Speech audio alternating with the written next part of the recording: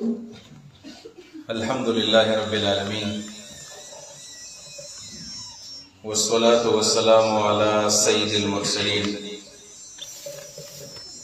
محمد خاتم النبيين وعلى من تبعهم بإحسان إلى يوم الدين.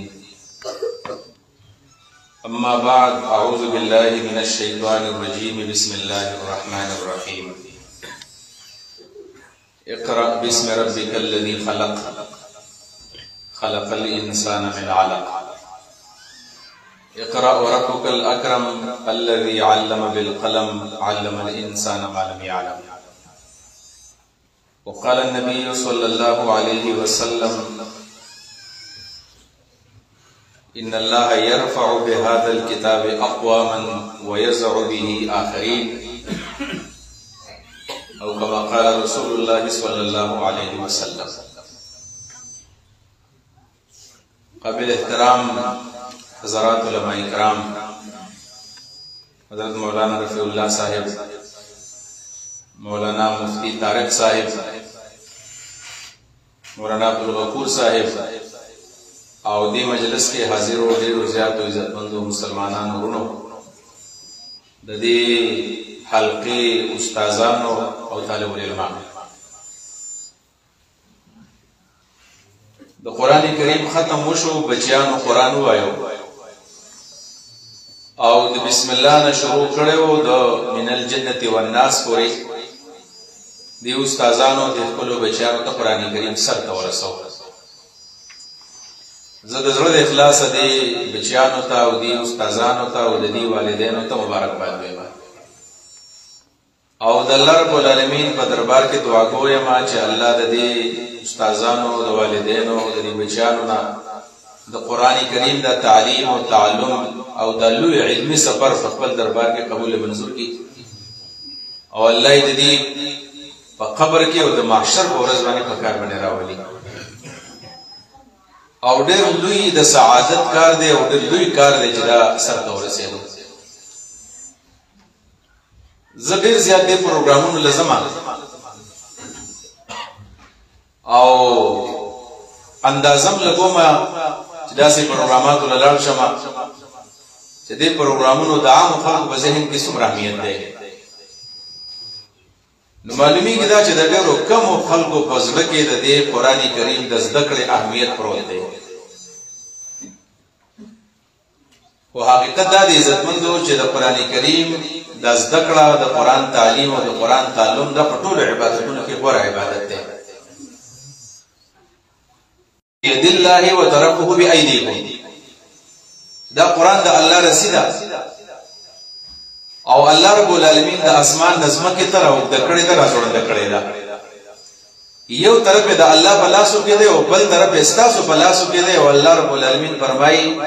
چې تاسو دا اللہ پا دے رسیبانی مضبوطی منگولی و لگوی ذکر چې پا دے رسیبانی انسان اللہ دا نزدی کی. او دا غیر دپاره شرط دا دی چې قرآن کریم سړی الفاظ زده کړي او د الفاظو نه پس بیا د قرآن کریم په معنا باندې په مفهوم باندې ځان پوهېږي. عام خلک چې کله ورته د قرآن کریم اهمیت سړی بیانوي نو د هغه په ذهن کې نه کښېني. د هغې وجه دا ده چې موږ د قرآن کریم په معنا باندې نه پوهېږو، په عربۍ ژبه باندې نه پوهېږو. په دې قرآن کې چې الله موږ ته څه ویلي دي نو هغه موږ ته نه معلوم. په دې وجه باندې قرآن کریم اورېدل موږ ته ګران دي، ویل هم راته ګران دي او دا هسې دروغ وایي چې زما د الله د کتاب سره ډېره مینه ده او زه په قرآن او د الله په کتاب ډېر مین یم. چې کله د انسان د الله د کلام سره تعلق وي او د الله په کلام باندې مین نو بیا ورله وخت ورکوي، بیا چې کله اوري نو بیا ورله مزه ورکوي. تاسو ګورئ کنه کله چې رمضان راشي او په رمضان کې به تراویح کې کله ختم قرآن کیږي نو بیا تاسو د هغې کلي د هغې محلې د نوجوانانو اندازه ولګوئ چې د قرآن سره څومره محبت دی. په کومه ورځ باندې چې کله ختم قرآن یې په هغې کې څه د خوراک مراک او د ریفریشمنټ څه انتظام شوی نو په هغه ورځ باندې کلیوال خدمت هم ښه ډېر کوي، شور هم ډېر زیات کوي، ګڼه ګوڼه هم پکې ډېره زیاته وي. خو چې کله په رمضان کې د تراویح دا ختم روان نو په دې کې چېرته د کلي سپین ږیري بوډاګان ولاړ وي او عام لکان په دې کې نه ودرېږي. عزتمندو د دې کمه دا دی چې موږ د الله د کلام په مقصد باندې نه پوهیږو. کله چې به خلک پوه شو نو بس تاسو مخکې د خپلو اسلاف او د صحابه کرام هغه واقعات کېدم چې کله په قرآن کریم باندې پوه شول نو به دنیا له داسې لته ورکړله داسې ګزاره کړله لکه څنګه چې انسان په لاس کې مرداره وي هغه مرداره ګزاري بیا. ځکه چې د الله د کلام په حقیقت باندې پوه شول د خپل ایمان په دې سودا باندې پوه شول چې زموږ د ایمان څه غرض دی زموږ څه مقصد د ژوند دی. بیا وی خپل خواهشات هم وروسته کړل او خپل ضرورت هم وروسته کړل او په حقیقي معنو کې هغوی د الله د کتاب شاګردان جوړ شول. د حضرت عمر فاروق رضی الله تعالی عنہ زمانہ وا چې مسلمانانو کوم دویم خلیفہ دی او هغه عظیم صحابي دی چې نبی کریم صلی الله علیه وسلم ورته ویلو چې لو کان بعدی نبی لکان عمر که زمانہ پس چرته پیغمبر راتلی نو دا به عمر وي دومره الله ته ګران دی.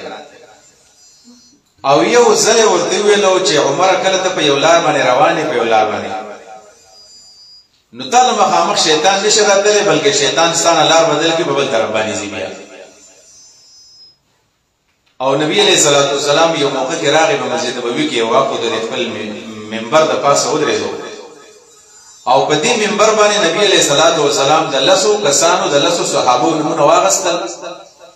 او د هغې په باره کې وویل چې دا لس صحابه کرام به جنتیان جنت ته وځي.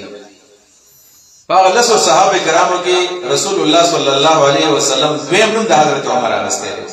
ابو بکر فی الجنة وعمر فی الجنة وعثمان فی الجنة وعلي في الجنة وعبد الرحمن في الجنة وطلحة في الجنة وزبير في الجنة وسعد في الجنة.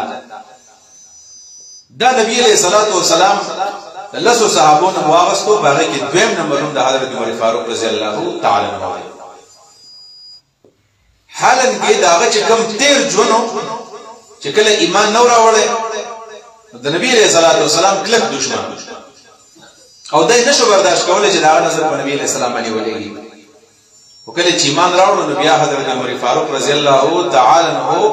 د الله پر رسول باندې او د الله په کتاب د سمایز داسې مایز چې کله به قران کریم اوریدو نو چې به والي او دسترګونه به اوخ کتللې او به وشکیدو او بیا قران کریم ته او بیا هغه مشهور واقعه ده چې کله حضرت ابوبکر صدیق رضی الله عنه د مسلمانانو خلیفہ شو او داغه د مرګ نه به تاسو خبرې چې 2 کال او 3 میاشتې د مسلمانانو خلافت مشري کړی ده. او تبه او په دې تبه کې غسل وکړو یو خوب باندې او په دې تبه کې په یو خوب باندې په وړي کې سره غسل وکړي نقصان نه ورغی په چکل په یخنۍ کې په یو خوب باندې سره غسل وکړي نقصان نه ورغی. بیماری زیاته شول او د سي زیاته شول چې په ځان باندې پوه شو چې اوس د دې تبه نظر نه روغېږم. نو په دې باندې کویدو چې زه خو عام سره نه مزه خو د مسلمانانو خلیفہ یا زمانہ پس د خلافت چاته پاتې کیږي. ځکه چې حضرت ابوبکر صدیق رضی الله عنه چې کله خلیفہ شو نو غټه غټه فتنې راغلې وې د دې فتنو مقابله ابوبکر کړی و. یو خدا فتنه و چې ډېر خلک داسي و چې د نبی علیہ السلام د وفات نه پس مرتد شول ایمان یې پرېښودو مایوسه شول. اصل د استقامت ډېر ګران کار دی چې سړی د الله په دین کې د الله په لار کې کلک ودرېږي. نو ابوبکر رضی الله عنه د دې فتنې سدباب وکړو مخالفت وکړو او کم خلک چې هغوی مرتد شو نو صحابه پسې ولېږل ول دې خلکو له واپس دعوت ایمان ورکړي چې ایمان راوړي دې خلک په واپس راغله ایمان راوړل. بل فتنه دا راغلې وه چې یو قبیله و چې هغوی به زکات نه ورکوه او ویل زکات به نبي علیه السلام نه موږ ورکوو زکات نه ورکوو زکات یې نه ورکوو د هغې خلاف یې جهاد وکړو. یو بل فتنه راغلې وه چې کوم سړی به لږ په خبره باندې پوهېدو قابلان به و بس د نبوت دعوه به یې کړی وی زه پیغمبر یم. یو زنانه و سجاح په نوم هغې د نبوت دعوه کړې او د هغې سره سره نارینه هم کړی وی. نو دا غټې غټې فتنې وې په دې وجه باندې حضرت ابوبکر سره ډېر لوی غم و چې زه وفات شمه زما نه پس به بیا د مسلمانانو مشر رسول نو چې څوک به خواله راغی د ده تپوس ته نو تپوس به یې ته وکړو چې زه خو بیمار یم پته نه لګي یا به زه ژوندی پاتې شم یا پاتې نه شم. خو ستا څه خیال دی زما نه بس د مسلمانانو مشر څوک پکار دی؟ ملګرو به دا رایه و چې نه ډېر سخت مزاجه دی ډېر سخت مزاجه دی ومه کوه داسې. ابوبکر صدیق رضی الله عنه سوچ وکړو چې ټیک د یو سخت مزاجي پکې د خو پکې ډېر کمالات ډېر ژوند یې بدل شوی دی. نو ملګرو ته ویل چې که چېرته په حضرت عمر باندې د خلافت دا بوج راغی که نه دا سختی به بیا ختم شي دا بیا ډېر نرمي لکه دا د مسلمانانو مشري د انسان نرم مزاج دا به تاسو خلیفه حکمران نو کله چې ابوبکر وفات شو خط وی کولا کو نو هغه کې د عمر ابن خطاب نوم نو صحابه کرام دا په خلاص باندې بیا اوس هغه حضرت عمر چې یو ورځ د نبی له سلام په مرګ پسې وتلې وځي وجنه او د نبی علیہ الصلوۃ والسلام आवाज په زمانه ویریږي زمانه په باندې شرات له سوق غریبانانی سوق زمانه ډیر لري نو په سلې وکړه چې کوم خلک مال د ورځې راتلې شي راځي په چې کوم نشي راتلې زه په خپل د هغه په کورونو باندې ګرځم او د مدینه په دې کوڅو کې به شپې ګرځېږم د شپې او دروازې ته مې وته هو چې چاته زما ضرورت چې زه له پورته ورسېږم دا څه سره دا نبی قرآن د خلکو نه داسې سره جوړي داسې انسان د خلکو نه جوړي ناشنا واقعیات پکې راغلي د مخې ته د عمر فاروق په دې ژوند کې ناشنا واقعیات چې کله د شپې وګرځېدو یو ورځ ویل د څه وشو چې دا د مدینه په دې کوڅو کې روان دي دا کوم چې تاسو مدینه ته تللی دا کوم چې تامبوګانې لګولې نه پاره کې پراته ویل نه د دې په دې خوا باندې ورځم چې دې ته ضرورت وي نو زبدا غوي سره ستاوځم روان دي دی خیمه خوا ته ودرېدو تک تور شپه ده نیمه شپه ده خیمه په خوا کې ودرېدو نو د جړه आवाज په دې خیمه کې دا د جړه आवाज د زنانو چې زنانه جاړي او خاون له دلاسه ورګي خزه جاړي او دا خاون له دلاسه ورګي حضرت عمر فاروق ورته غلې شو ودرېدو ورته او وی کتل چې دا اصل کې د زنانه ته تکلیف دی د دې زنانه ماشوم پیدا کیږي ماشوم د پیدا کېدو تکلیف دی او خاون وتناس دی یوازې دی څوک دای نشته چې خدمت ولا وکړي خاونم خپه دی خزم خپه ده په دې دوران کې نسی وشولا چې حضرت عمر فاروق رضی الله عنه سره احساس پیدا شو چې دا خو یو غریب زنانه ده او غریب خاون دی او د خدمت څوک نشته او په خیمه کې پراته دي د خوراک څه نشته په دې تک تور شپه باندې کور تراغی خپل بیبي را پاسه ولا خاتون اول چې ورته ویلې دي حضرت عمر فاروق رضی الله عنه هغه حکمران دی دا اوس ورته پاکستان و یو دا ورته افغانستان و یو دا ورته عراق و یو ایران او نن سبا چې یو گورنر خزوی هغه څنګه داغي لایف سټایل څنګه او بیا چې کله د وزیر اعظم او صدر خزوی هغه چې کله بازار ته لاړ شي داغي د شاپینګ څومره پیسې لګي او داغي لباس او داغي پیزار څومره قیمتي داغي اندازه تاسو زمانه خدا او د حضرت عمر خزه خاتون اول دراغلو د شپې پته کې تور تر کې را پاسه ولا او ورته ویل چې الله د خدمت یو موقع درکړل لکه جنت ګټل یو لار د خیمه نو خزه ورته وی بیبي ورته وی چې څه لار د جنت او څه خدمت ده په پلانې محله کې پلانې چم کې غریب زنانه د خدمت څوک نشته تاسو څه خیال په دلارو کو څوک په دې ټنټونو کې څوک وخت لري زموږ د کور زنانه د خدمت لاړ شي چرته نشه کې درسي او د حضرت عمر بیبي دا او هغه حضرت عمر ورته وی چې هغه زنانه د خدمت محتاج ده دواړو د خدمت یې کو دا زنانه وسره وته ویل کجوري د ځان سره واله خوراک وږي واس کې د ځان سره واغسه د ماشوم چې کله پیدا شي غوړ به کو بده باندې او دا غي سره سره ځان سي وګره واغسه چې د وګو ضرورت به ورته او بیا د سکارو کو چې صد خوراک د سوربشي مربشي راواغستلې ویل دا بوله ور ګزال نه بیا په خی او ځان سره وس په راواغسه چې ماشوم نوم په دې باندې کټ او دا سی یو تروړاو یو بوجي چې کله جوړ شولا نو حضرت عمر فاروق ورغه په خپل باندې بشار باندې راوړل او غلام راغی او ورته ویل چې دا ما درا کزه به سره وې سمې نه د قیامت پر ورځ باندې هر سره خپل کوټ پشا کوي او دا خپل بي میزان سره واغستل په خپل باندې روان شو لاړ او هغه خیمه ولاته په دروازه کې ودرېدو आवाज ورته کوی پلاني بار راوځه ته زما سره بار انتظار وکي او ما خپل زنانه راوسته دا بسره زنانه خدمت دنه په دې وخت کې خلک نفرت کې دخل کړه او د خلیفہ بیبیو د خلیفہ خزر روان شولا او دا د یو غریب سړی دغه د خزر خدمت کوي دا د قران انقلاب ومني قران انقلاب دغه ته ویلېږي قران انقلاب دې ته نو چې سړی ډیر لوی جاګیردار دی او ډیر لوی پراپرټي ده او ډیر لوی غټ لایف سټایل دې ته قران انقلاب ویلېږي چې بیا انسان د انسان خدمت شروع کړي عمر فاروق سے بار ناشته او دا د خزر خاونه سره بار ناشته په دې دوران کې د زنانه الګ پیدا شو زوی وشو چې زوی کله وشو نو دا حضرت عمر فاروق صاحب دا خزر اوله او حضرت عمر له مبارکي ورکول ابشر یا امیر المؤمنین حضرت عمر ته وی یا امیر المؤمنین زیره والا دا ورور دې زوی وشو کله چې دې سړي د आवाज ورو د امیر المؤمنین د فورن پاسه د عمر له پخپو کې پرې وته چې ما ته خو چرته پته نه وته د مسلمانانو خلیفہ او معافي غواړم زستانه دا څومره لویه بدبي ما وکړله حضرت عمر فاروق ورته وایي نه په دې کې د داسې خبره نشته زما ذمہواري د قیامت کې به الله زمانه تپوس کېده دی هغه حضرت عمر چې ویلي وو یو وخت کې چې د فرات د سین په غاړه باندې چې د سپیم د تند نمرین عمر وی الله به زمانه تپوس کې دا د مسلمانانو خلیفګانو بیا د دې زماني مشرانو دا زماني مشرانو کې دا فرق دا قرآني انقلاب چې نبی له صلوات والسلام د مکه او د مدینه او د طائف په دې کوڅو کې او د شام په دې کوڅو کې او په دې گلی کوڅو کې نبی له صلوات والسلام تعظیم انقلاب برپا دا قرآن انقلاب قرآن دې چې مونږ یو دغه شان انسان زما واستانه جوړل په یو موقع کې دغه شان یو بل موقع کې ډېر واقعیات دي وو د شپې په مدینه په کوڅو کې ګرځي مدینه په کوڅو کې چې ګرځي په دې دوران کې ناشنا واقعیات راځي او واقع کې بل راغلي دا هغه واقع دا چې دغه شان یو خیمه د خیمه په غاړه باندې حضرت عمر فاروق روان دي په دې کې ماشوم دی ډېر زیات جاړي دا ماشوم ال جاړي چې کله مور نه خوراک غواړي عمر له خوراک نه ورغی او یا ال جاړي چې بیماری خبرې نشي کولای جاړي حضرت عمر فاروق ته ودرېدو او دا ماشوم ډېر زیات بچو باندې جاړي حضرت عمر دا محسوس کړل چې دا مور ول سینه نه ورغی خوراک نه ورغی نو څوګه به سهوله کوي چې زنانه تاسو غاچې بنصاب د زوی دومره جاړي له بوله په ورکه ګرځیدل په خلال شي نو حضرت عمر فاروق صاحب ته جواب راغی چې دا زنانه وایي نه زنانه چې دې ماشوم لزق قصدن پینه ورغی ولې نه ورغی وای ځکه د مسلمانانو خلیفہ یو قانون پاس کړی دی چې موږ سرکاري وظیفه هغه چاله ورکو چې نمبر پینه کړی دا حضرت عمر فاروق صاحب یو قانون جوړ کړی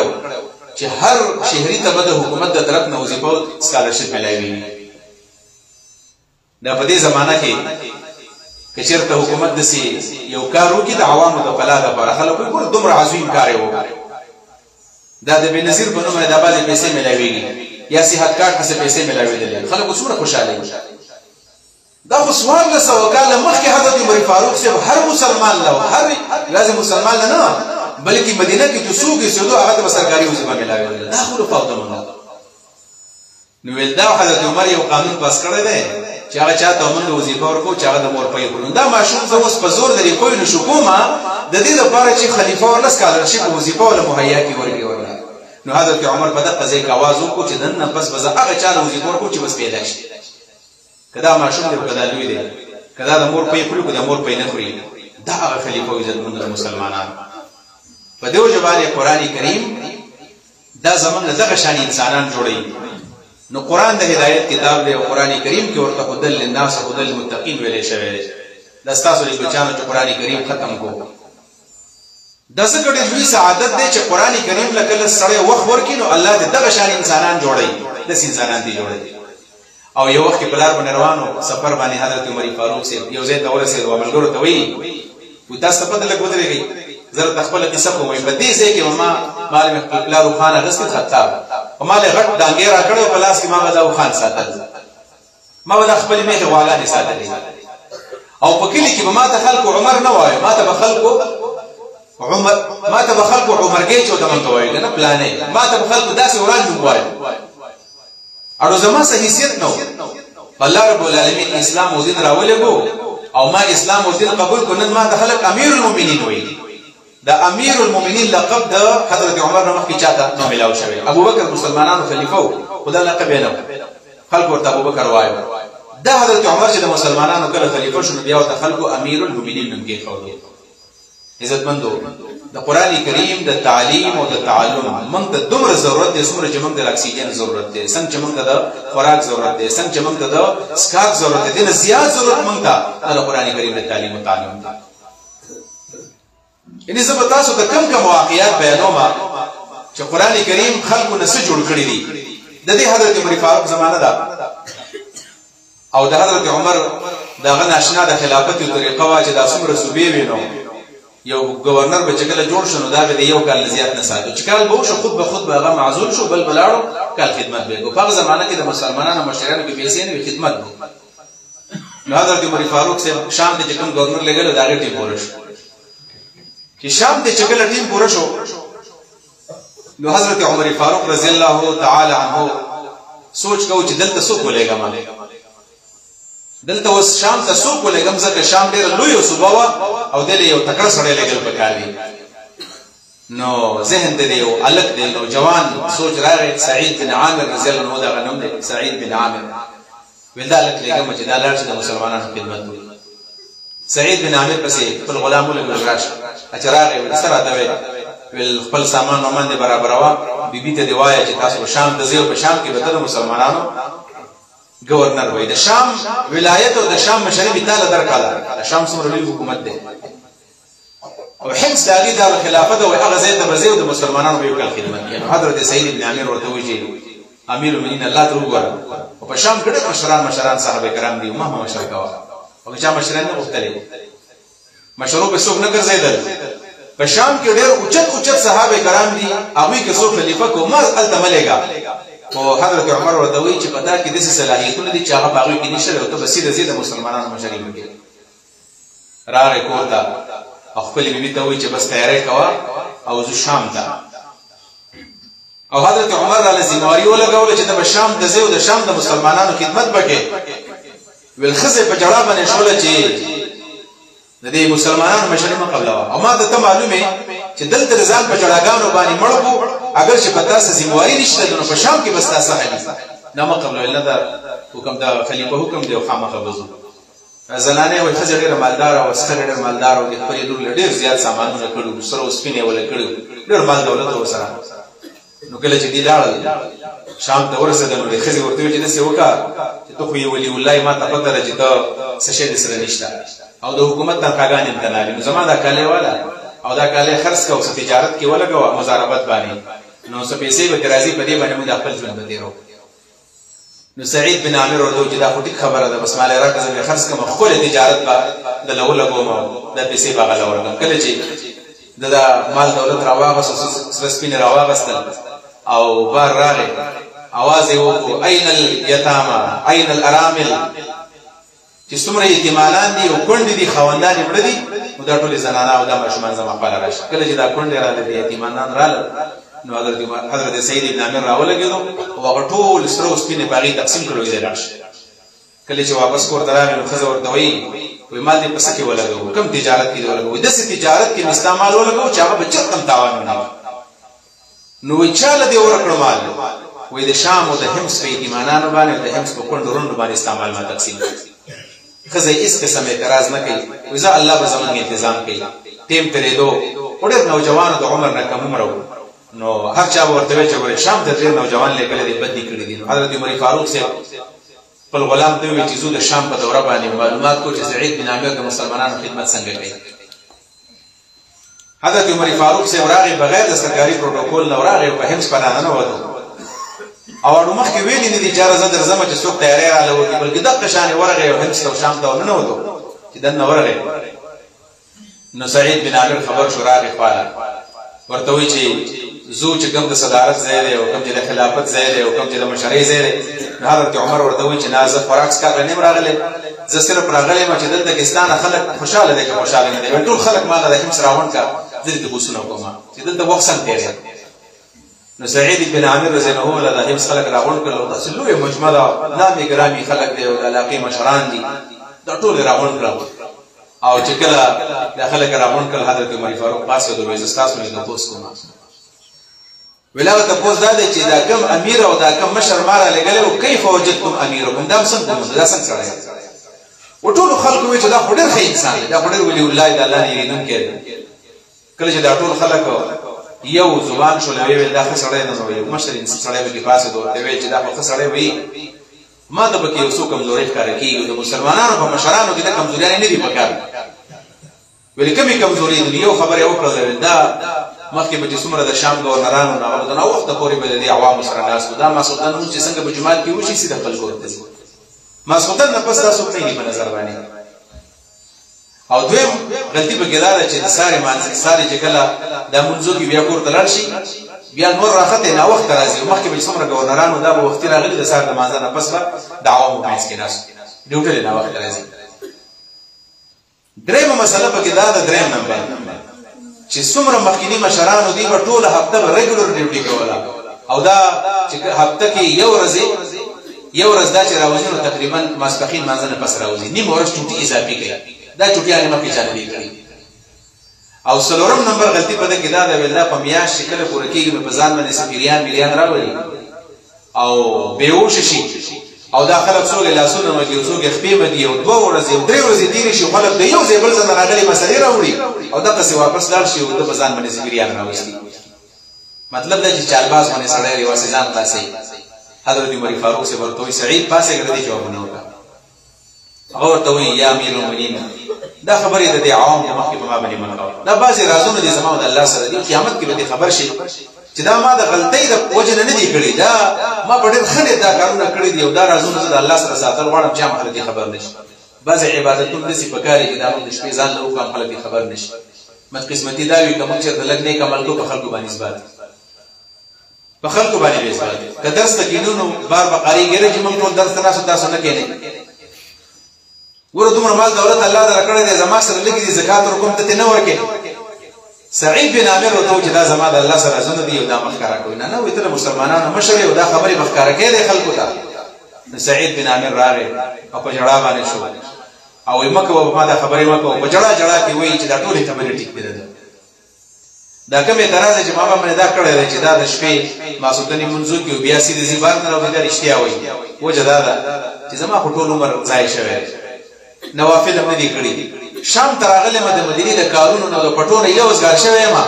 بس ما سلطان چې څنګه فرض منځو کوم نظر ټول شپه الله سره تعلق ساتم او جړاګانی پر یادون الله ته کومه د زما د الله سره تعلق د پر الله باندې مقرره کړ دا مقامات بل وخت نه ملوي د شپې عبادتونه کوم منګه د ډیرو کم خلکو د شپې عبادتونه دي تهجد او قیام الليل بلکې عام قرباني دي نوجوانانو په ذهن نشته چې د شپې د پاسه د الله د ثواب کار دی سعید بن عامر وې زړول شپه الله ته ولاړ یم ځکه د ورځې زما کارونه ما ته ټیم نه ملوي او د شپې الله ته مسله باندې ولاړ یم عمر فاروق خوشاله شو چې دا دې سوال ښه جواب ملاو شو بیا ورته وې د سحر ولې نه وخت راوځي سحر پټې ولې نه راځي او ورته وې چې خلیفہ دا خبر دې د زنا وخت راوځم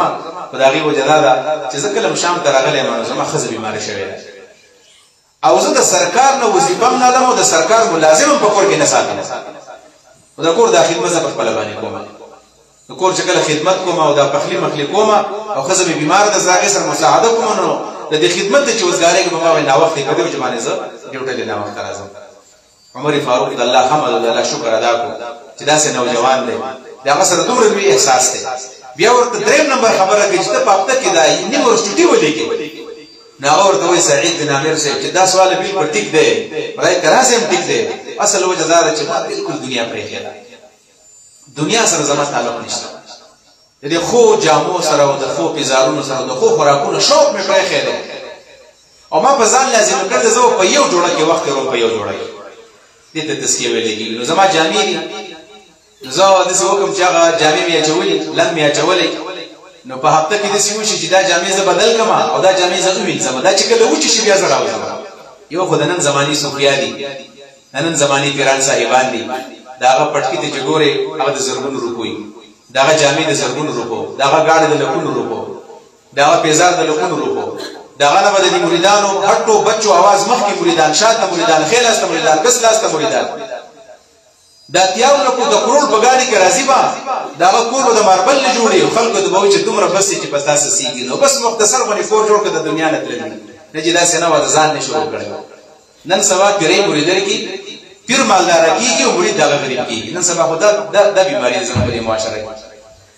په وخت کې بدا کار دي پیرانو په خپل باندې کو زړې زړې جامې به چولې په دې وجه باندې زمانه ني مورس قضا کی حضرت عمر د الله شکر ادا کو او په اخر کې ورته وی دا بزان باندې د څه چل کې څه پیریان بزان راولي او ورته وی چې یا امیر المؤمنین دا خبره زما په خپل باندې راځي نشم کوله وی دا وضاحت بکې نه ورته وی تاسو سوچو کې عزتمند داسي اولیاء د الله تعالی په ځمکه باندې آبادو وې زه په میاش کې د ځان سره محاسبه کوم مونږ کوم یو ګز ځان سره محاسبه کړی دا زموږ په دې مجلس کې د شپېتو کالو د زیات مشران ناس نوجوانان پکې ناس دي علماء کرام پکې ناس دي مونږ په دې عمر کې یو ځل چې دا حساب د ځان سره کړی چې ما د کیسې حلال یو ګټل که حرام مو ګټل زما د لاس زما د گاونډي تنگ دې زمانه خوشاله ده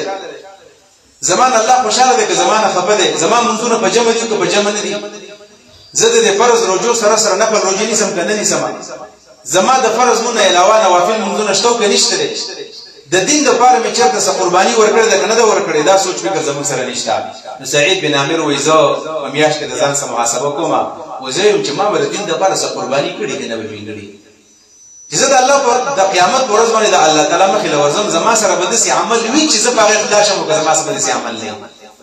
زه د صحابه کرامو په دې ژوند باندې سوچ کوم چې فلاني صحابي دومره قرباني ورکړې وه فلاني دومره قرباني ورکړې وه فلاني دومره ورکړې وه او زه سوچ کوم چې ما خو هېڅ هم نه دي کړي الله تعالی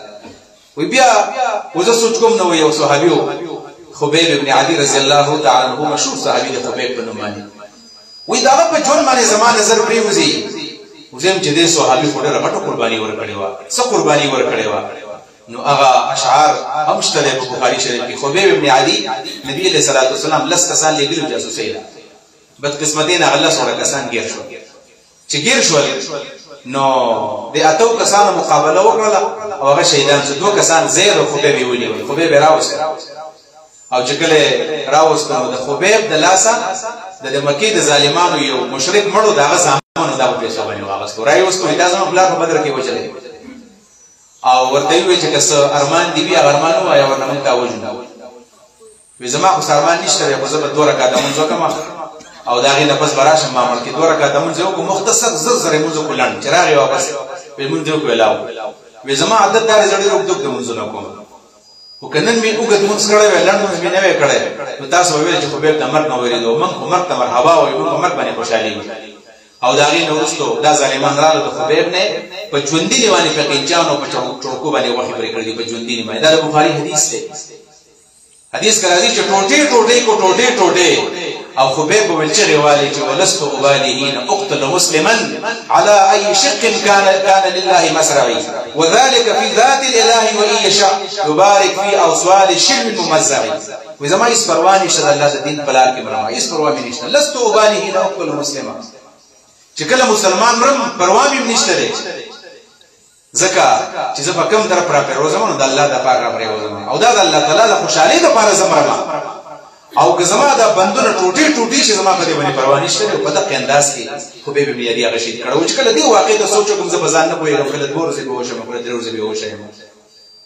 امیر المؤمنین راغی په سټیج باندې الله شکر ادا کړ چې الله رب العالمین زما په دې خلفاو کې زما په دې ګورنرانو کې داسې خلک هم پیدا کړل چې په دې طریقه د مسلمانانو خدمت کوي عزتمند دا قرآنی انقلاب دی قرآن زما واستانه داسې قسم خلک جوړي چې دی بیا په شاهو کې په بادشاهو کې د فقیرې د ملنګي وختونه ګر کړی دي دا واقعیت د صحابه کرامو دي د قرآن د شاګردانو دي په دې وجبانې زما د دې نسل د درخواست دي او جوانانو او خاص کر قاری سے مولانا سے چې دا کار ډېر ګران کار دی وایي په دې جماعتونو کې په دې حلقو کې دا درس کول دا ډېر ګران دي په دې مدرسو کې اسانه ځکه سړی مدرسه جوړ کړی او د لری نه خلک راغلي په دې جماعتونو کې د چا ماشوم د قارش لارې خپکی که گزار دی ورته رپورټ د باندې کوي که په لخت دی وه نه فایر د باندې کوي د دې ارسه باوجود دا قاضي سے غریب لګیای کدا دی او قبل دی او سوچ دی چې زه د قوم دی بچو د سبق وایم حالن کې په سکولونو کې په کالجونو کې هاي پیسونه ورکو خدا بچیان چې کله موږ جماعت تراولې وو نو که قاری سے بلګ او تقار شي بیا زموږ ټول خلک پي کچیر ته معمولی ونی وو به نو پاګې باندې خلک پکې دروازې نه چې درزو باسي خلک پکې یار په دې جماعت کې درس مکو دا ټوټه خراب کړل بجلی بل کړل ګور پکې خراب کړل دې هر څه موجود د ملنګان په دې جماعتونو کې ناسي د الله ر دین خدمت کوي دا وی مقصود دا دی چې زمونږ د نسل د داسې خلک جوړ شي او اخر کې دا خبره کومه چې قران ته کې نه ګوري او خاص کر تبلیغ ولاوی کنه چې په الله باندې ځان ورتاوان کړي زه تاسو ته وایم چې ګوره تاسو په الله باندې ځان ورتاوان کړئ هغه چې دا کوم پګیره کې کله سپین راشي کنه په سر کې سپین راشي یا پګیره کې سپین راشي نو حدیث کې راځي دا د مرګ ځای دی زما پګیره کې سپین راغلي دي استاد په دې کې سپین راغلي دا د مرګ ځای راغلي دي دې مطلب دا چې کسی بھی وقت موت آ سکتی ہے پتہ نه لګي چې کله مرګ راځي والله تعالی فرمایي ولا تموتن الا وانتم مسلمون دا سیال کې مرشي چې تاسو مسلمانان دي نو دا کوم اوقات چې د قران سره تاسو ولو قران سره جوړ شي زه خبر شوم چې سبا نه بل سبا تاسو د جمعات کې مولانا ریحان الله صاحب دی علوم چې کوم مدرس ښه عالم دی موږ ملګری دی الله ورته لوی صلاحیت ورکړی دی په دې نو جوانه کې الله تعالی غټ کمالات ورکړي دي او به درس شروع کړي رمضان او دا سلوي خیات وسره ورځي په دې جمعات کې قران کریم ویل کېږي نو په خپل باندې هم دې تکې نه دا مشران خپل کارونه پرېږدوي د رمضان او د شعبان دا مقدس لمحات دا په دې کې تیر کړي او دا خپل کشران د قرآن کریم ته کېنوي ورنه ګورې دا د اخر کې دا وایم چې موږ ډېر د غفلت په خوب باندې ګورې پراته یو زمونږ د عام مسلمانانو خیال دا دی چې خلک جومات ته راځي مانځلو منځلو کېږي او جوماتونه آباد دي او خلک روژې هم نیسي او خلک زکاتونه هم ورکوي او خلک حج ته هم ځي حالانکې ګورې موږ د غفلت په خوب باندې ویده یو دا سویه په باره کې دا ما اورېدلي سویه نه ده سویه کله ویګېره شي نو دا سترګې پټې کړي او خیال یې دی چې دا ما سترګې پټې کړې نو ځینې نو ما به هم نه وي نو ډایرکټ پې هغه ښکاري حمله وکړي څه ویګېرې موږ هم دغه شانې ځان وده کړی دی چې بس هېڅ هم نه کېږي ورسره برابر دي حالانکې ګوره یاد ساتئ په ډېر عجیبه طریقه باندې زموږ دا نوی نسل الحاد و بدعې طرف ته روان دی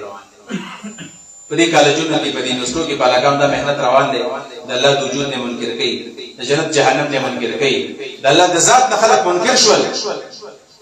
او کوم هلکان چې د سوشل میډیا سره د هغوی تعلق یې کړی پخوا به چې چا واورېدل په امریکا کې سره کافر دي والله نه مني موږ به د بغون الله سوړو داسې خلک به مې چې الله به نه مني په روس کې داسې خلک دی چې هغوی الله نه مني هغوی پیغمبر نه مني موږ به بغون الله سوړو اوس په دې سوشل میډیا باندې باقاعده داسې هلکان شته چې په سوشل میډیا باندې لایو لګیا وي د خلکو سره بحثونه کوي چې الله شته او که الله تعالی نشته او د هغې براه راست اثر دا په چا باندې کېږي دا په دې نوجوانانو باندې کېږي یو طرف ته فحاشي عریاني او د هغې دپاره ګورې بعضې جنکۍ سپانسر کړي دي زمونږ په دې نوي نسل کې د فحاشۍ او د عریانۍ د اشاعت دپاره او د پهلاولو دپاره بعضې جنکۍ هلکان سپانسر کړي دي هغه جنکۍ او هلکان باقاعده د حکومت نه تنخواګانې اخلي هغه د بهر انجیوز نه تنخواګانې اخلي مراعات اخلي په سوشل میډیا باندې راځي او د نوجوانانو ذهنونه خرابوي زه نومونه ځکه نه لرم چې سبا ما به سم چا ویډیو جوړه کړې ده چې چا مې سر وویل نو سبا به هغه خو بدعمله جنکۍ دي بیا به ستا مذاق وړوئ نومونه نه شم هغسې تاسو پېژنئ دې ملګري ته م راغلی وي لایو ډیبیټس به کول د خلکو سره بوډاګانې پلانت کړي وو هلکانې پلانت کړي وو په دې سوات کې داسې جنکۍ شته په دې مردان کې داسې جنکۍ شته په دې پېښور کې داسې جنکۍ شته په دې افغانستان کې راځي او نن سبا خو له باقاعده د هغې دپاره څه داسې اپلیکیشنز راغلي دي چې په هغې کې به ته ځان ورننه باسې او په هغې کې به هلکان جنکۍ یو ځای به خبرې کوي جامې وباسلي بربنډ په هغې کې ګرځي بربنډ پکې تاوي راتاوي حالات برابر کوم ځای کې حالات برابر دي موږ وایي حالات بلکل ټیک دي خلک مانځل هم راځي یعنې په داسې سوچه سمجه منصوبې تحت زموږ د نوي نسل د هغې فکري طور باندې تباهي وشوله خلک تباه او برباد شو تاسو د نن شل کاله مخکې دا چا تصور کولی شو چې د تیمرګرې په بازار کې به ښځه وګرځي د 2000 نه وړاندې چا تصور کولی شو چې ښځه به چېرته بازار کې سودا وکړي اوس زموږ په دې خپلو علاقو کې زموږ په دې پښتنه سیمه کې چې چېرته غم خادي نو 99% ښځې په خپله باندې سودا کوي چېرته یو کس به داسې تریخ وي چې هغوی زه په خپله باندې سودا کوم دغه زنانه ځي په بازار کې سوداګانې کوي او که بعضې خلک دا مولیان ته نظر دي او دا ترې نه برداشت کېږي یاد ساتئ ګورئ که دا شی بند نه کړو که دا شی بند نه شو ګورئ نو یاد ساتئ چې سبا به زموږ د کورونو د شپې به زنانه وځي او پلار به ورته نه شي ویلی چې زما د کور نه مه وځه داسې قوانین لګیا دي داسې قوانین جوړ شو په دې سملو کې داسې قوانین د سینټ نه پاس کېږي چې د بېحیایۍ دپاره باقاعده لارې کولاوي او دا نن سبا چې دا کوم لوبه بله ده که نه چې دا د پي ایس ایل دا میچونه شروع دي زه حیران یم د خپل یوت او د نوي نسل دا چې خپلې امبیانې خپلې پیسې خپل وختونه تباه برباد کړل او دا د پلاني میچ دی دا د پلاني میچ دی او شپه ورځ ورته ناست دي او هغه کسان چې موږ پلانې د پاکستان هیرو دی پلانې د پاکستان هیرو دی څو کرکټران هغوی به چېرته په دې کرکټ په دې ګراونډ کې به چېرته مونځ وکړو نو خلکو به ویل ګوره پلانې سړی په ګراونډ کې دننه مونځ کوي نو په ګراونډ کې که دننه مونځ کوي خو مسله دا ده چې نن د هغې کرکټرانو د هغې په دې شولډرو باندې باقاعده د KFC او د یهودیانو د هغوی تشهیر کېږي او دا کومې پیسې چې دا پي ایس ایل ولا ګټې دا ځي او په دې باندې د غزې زنانه او نارینه او د هغې ماشومان په دې باندې شهیدان کېږي د لکونو خلک هغه ځای کې زخمیان دي او هغه شهیدان شول نن زمونږ د نوجوان نسل څه هېڅ غم فکر نشته دی په دې وجه باندې دا خپل نوی نسل دا قرآن ته کښېنوئ رمضان روان دی د قرآن درسونه آباد کوي او په دې خپلو کشرانو محنت وکړئ دا په زور د قرآن کریم ته کښېنوئ او که دا هم کښېننول